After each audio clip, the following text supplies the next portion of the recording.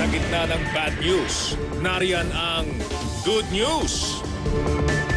Nauuso na naman sa mga kababaihan ang pagpapaigsi ng buhok.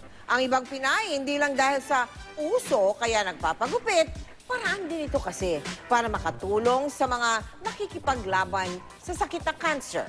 Yan ang good news na tinutukan ni Lala Roque.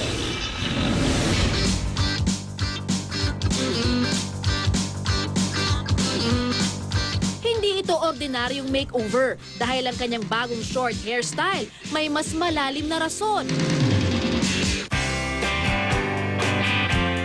Ang ginupit na buhok niya gagawing wig ng mga cancer patient.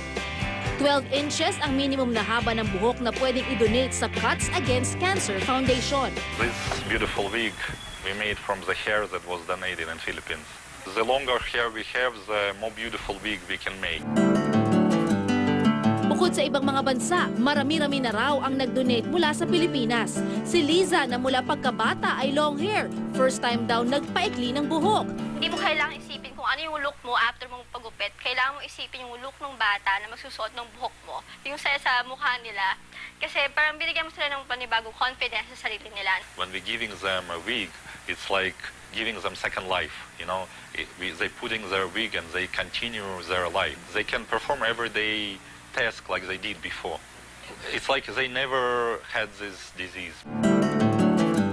Ang batang ito mula sa Ukraine, pinagupit ang kanyang buhok para ma-donate sa pagpapagawa ng wig para sa kanyang lola na may cancer. Lala Roque, nakatutok, 24 oras.